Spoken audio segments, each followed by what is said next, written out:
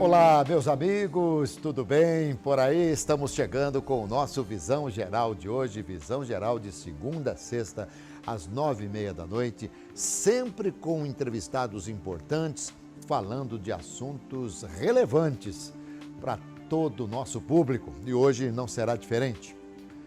Todo cidadão tem direito à sua proteção enquanto ser humano.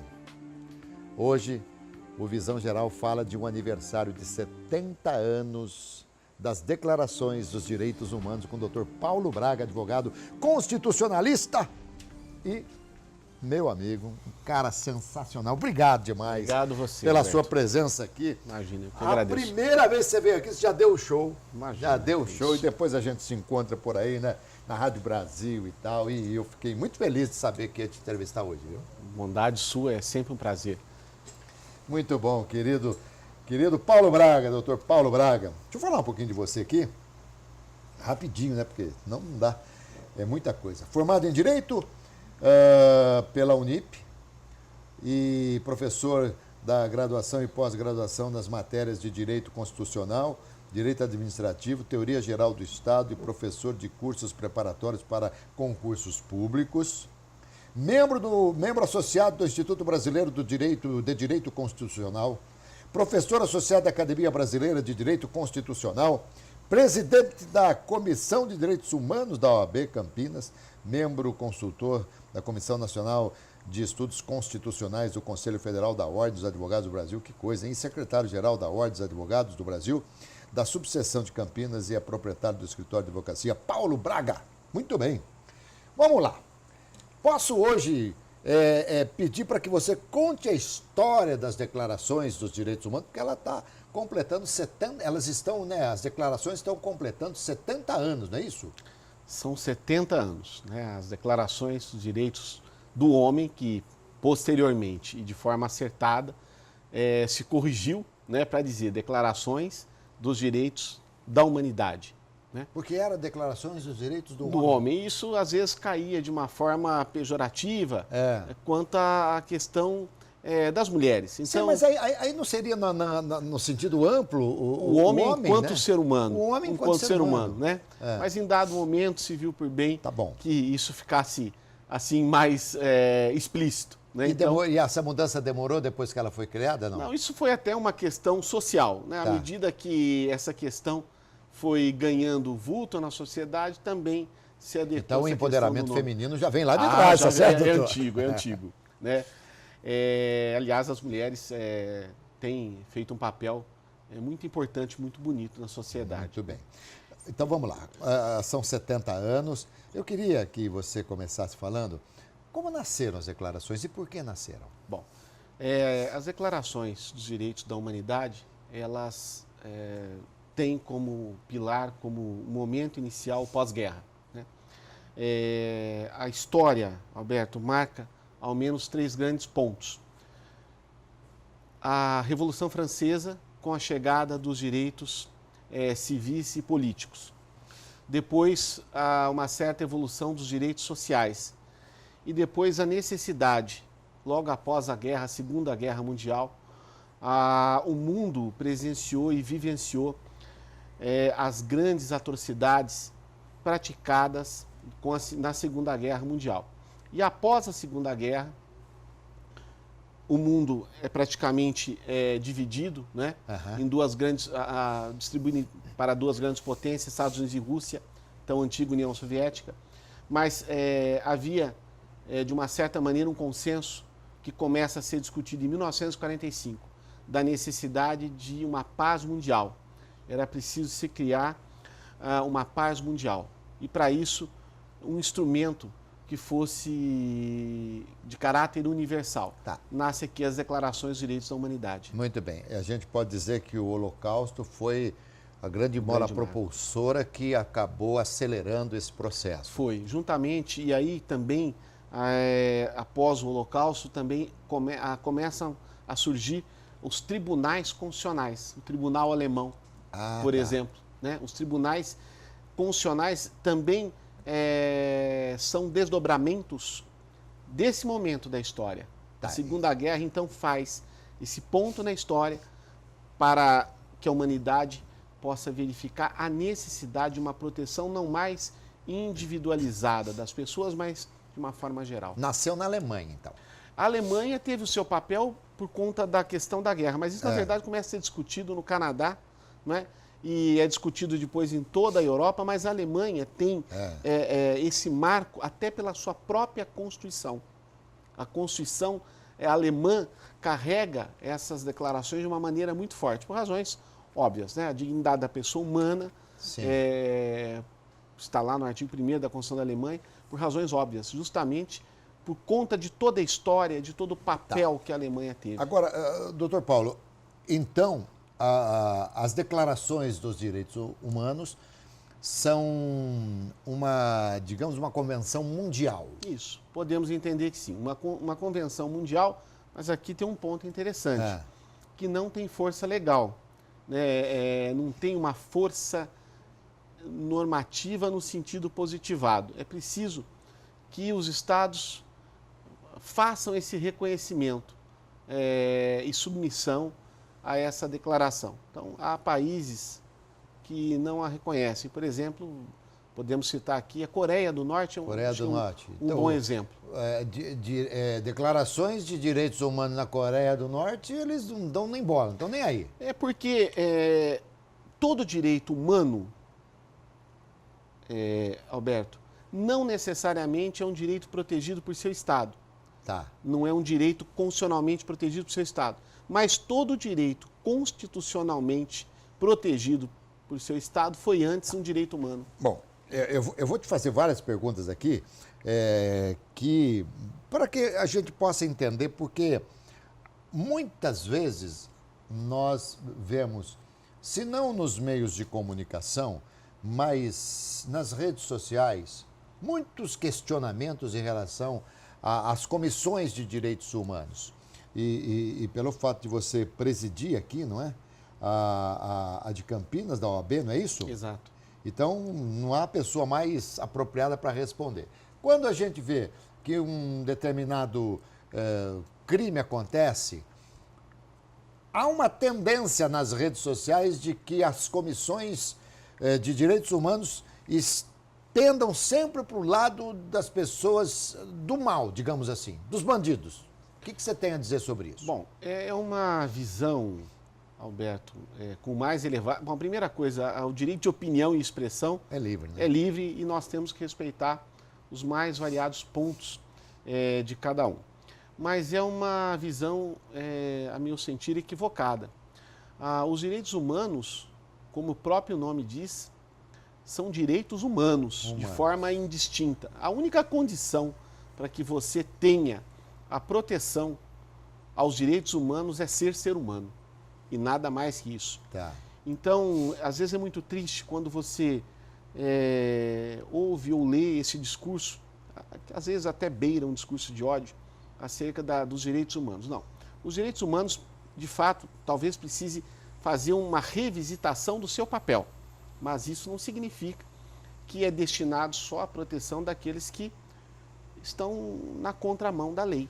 Sim. Né? Os direitos humanos protegem todos. Protege o policial, protege o agente público, protege todos nós e, evidentemente, também aquele que, por uma razão ou outra, venha cometer um delito. Bom,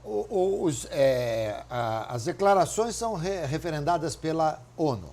É uma declaração da Organização das Nações Unidas. A ONU proclamou em 10 de dezembro de 48 esse importante instrumento. Como você disse no começo, logo no começo da nossa entrevista, não tem força de punição. Não. E a ONU não pode punir, então, nenhum país que atravesse os direitos humanos. A ONU pode fazer recomendações. Como fez aqui no caso do Lula. Exato. Que, no entender na posição, era importante a proteção aos direitos políticos. Perfeito. A OEA, por exemplo, Organização dos Estados Americanos, todos esses organismos internacionais, eles têm uma força limitada.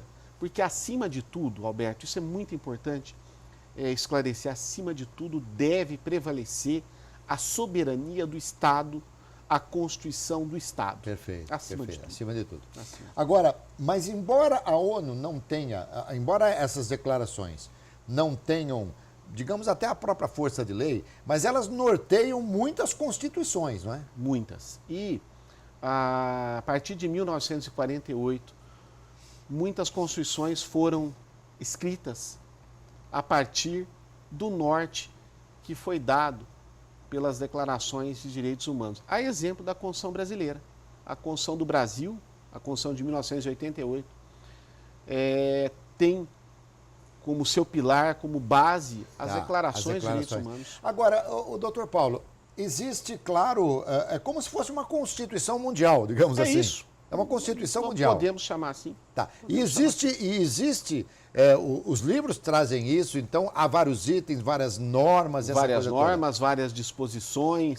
Né? Eu acho que você foi muito feliz, mais uma vez, de colocar isso. Podemos dizer assim que é uma Constituição Mundial. Constituição Mundial. Para que fique assim didaticamente compreensível.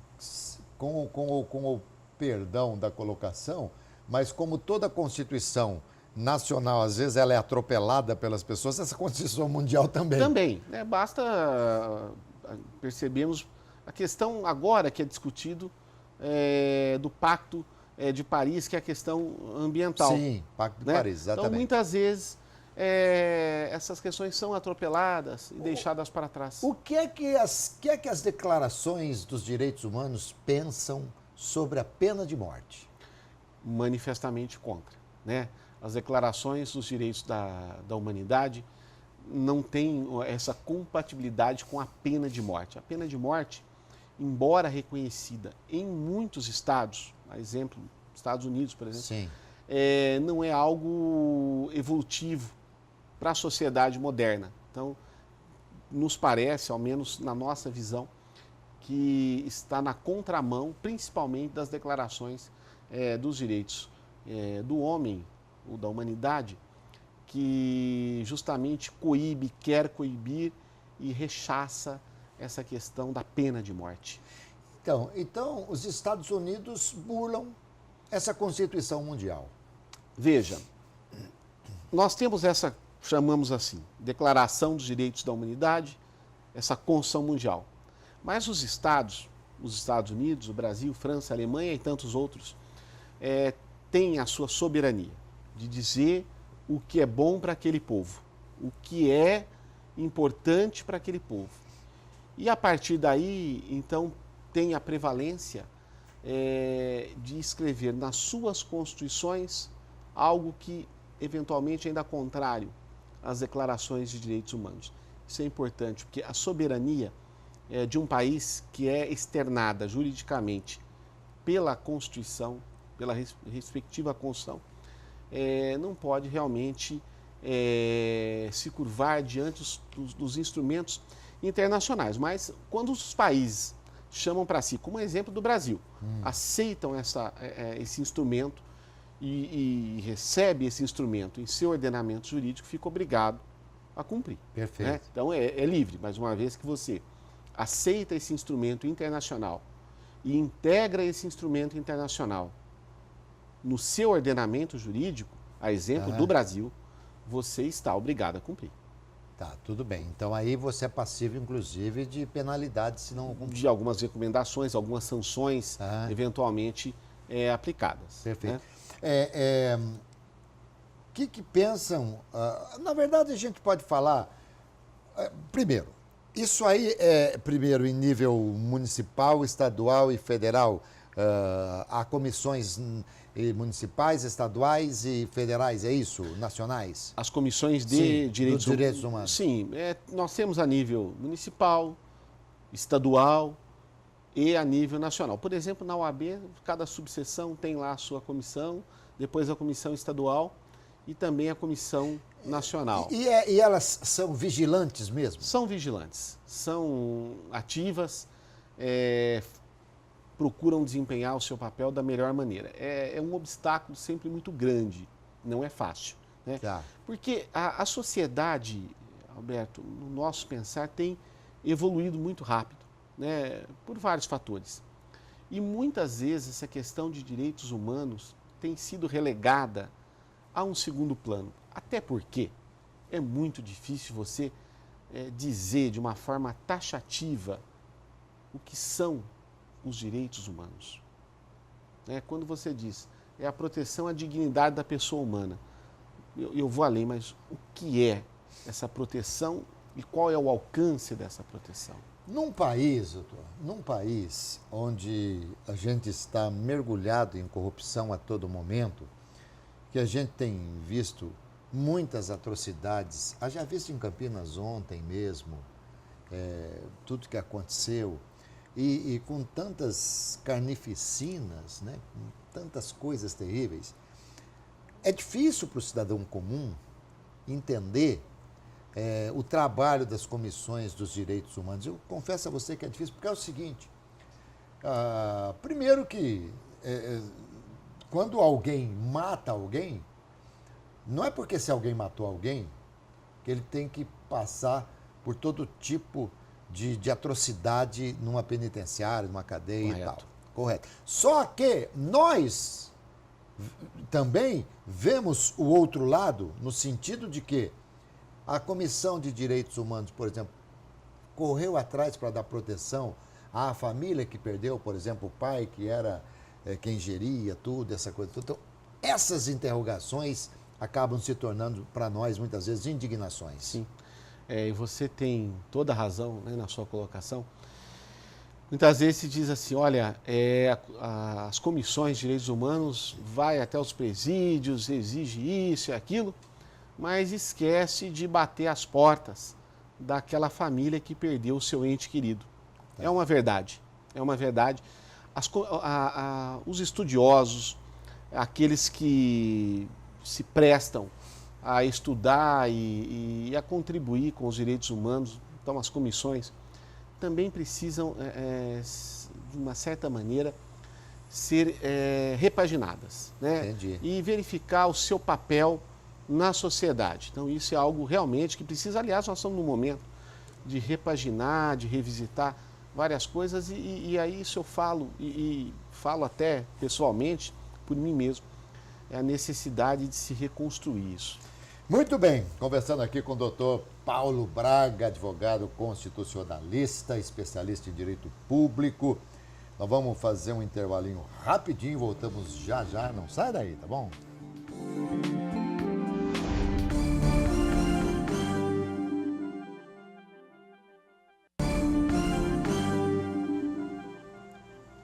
Voltamos aqui com o nosso Visão Geral de hoje, conversando com o doutor Paulo Braga, advogado constitucionalista. Doutor Paulo, eu vou ainda fazer algumas perguntas acerca do que está acontecendo no momento, no presente, mas para que não corra o risco de eu me esquecer dessa pergunta, eu acho extremamente importante, como que vocês estão vendo, sob o ponto de vista de que o novo presidente, o futuro presidente do Brasil, traz consigo algumas declarações e traz consigo uma linha que é mais ou menos dente por dente, olho por olho, alguma coisa assim. Qual que é o futuro das comissões, por exemplo, dos direitos humanos? Bom, essa é uma questão que tem sido discutida em todos os ambientes, né? Desde a academia até uma mesa de bar. Né? Tá. As comissões de direitos humanos têm visto isso com muita serenidade. Com muita serenidade. Serenidade. Com muita serenidade. Né? Na última segunda-feira, o presidente eleito, Jair Bolsonaro, que foi eleito de uma forma legítima dentro daquilo que pregam os instrumentos internacionais, inclusive de direitos humanos. Foi diplomado perante a Justiça Eleitoral e no Tribunal Superior Eleitoral ele assumiu, reiterou o compromisso de cumprir a Constituição, de assegurar a prevalência da dignidade da pessoa humana. Então, nós estamos assistindo a tudo isso de uma forma muito serena e muito tranquila.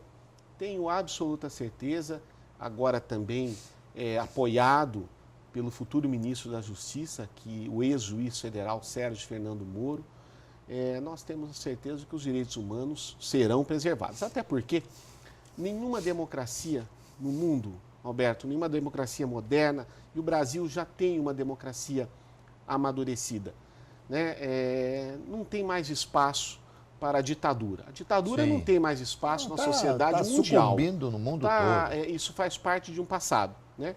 E nós não temos espaço para o retrocesso, nós temos espaço para o avanço. Para Estamos o progresso. Com serenidade, com tranquilidade, mas vigilantes. Né? Muito vigilantes. bem. Agora, por exemplo, uma Constituição, para ser modificada, por exemplo, a Constituição brasileira, ela precisa do Congresso, ela precisa do Congresso Nacional, de todos os políticos, aquela coisa toda.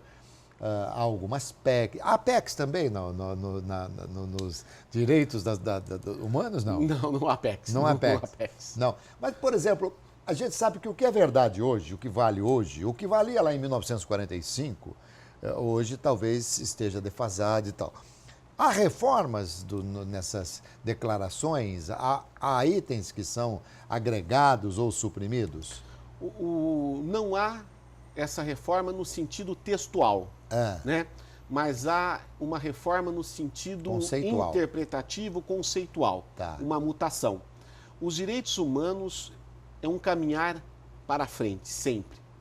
Sempre ampliativo, jamais restritivo. Então, o que há é uma mudança conceitual. Basta que você...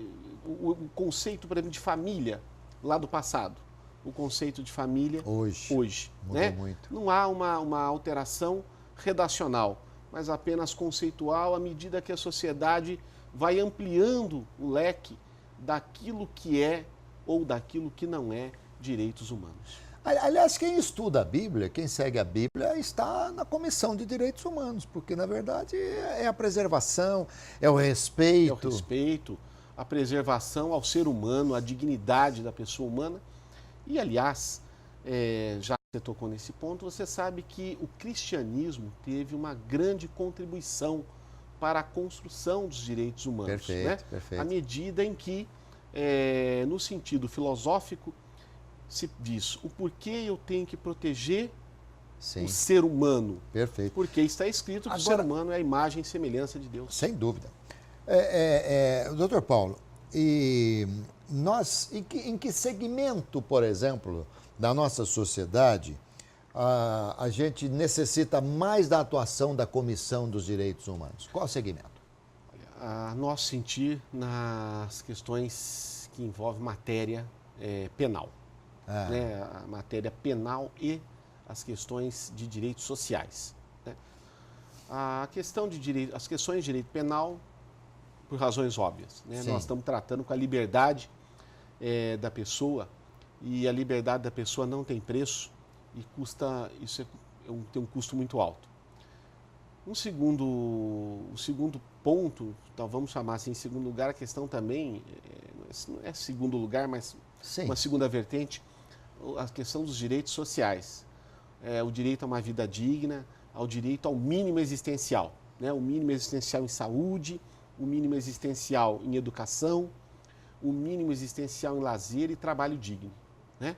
Então, os direitos humanos têm essa tarefa. E quem vocês cobram?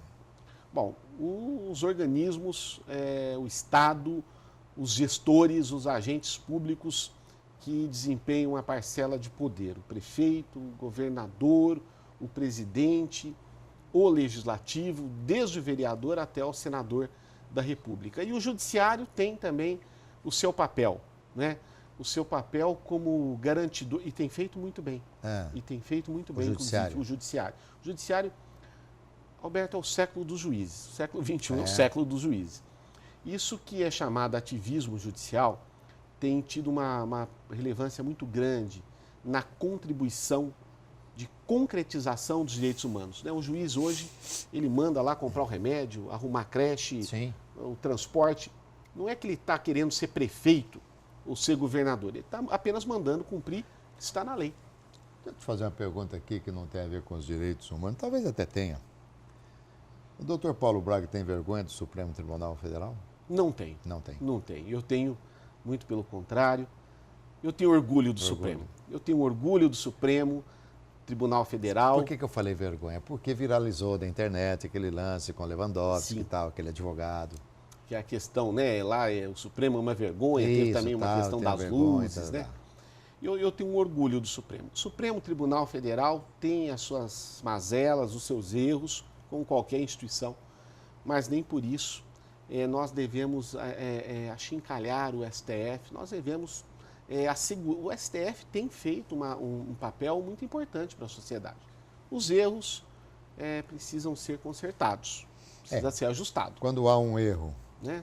quando há um erro no meio de 10 acertos, você esquece dos 9 acertos ou dos 10 acertos, você vai se lembrar do erro, uma coisa assim meio que natural, né? Exato, exato. Agora, o STF também tem que se reconstruir, talvez reescrever o seu papel na sociedade, mas é um momento, eu vejo isso com naturalidade.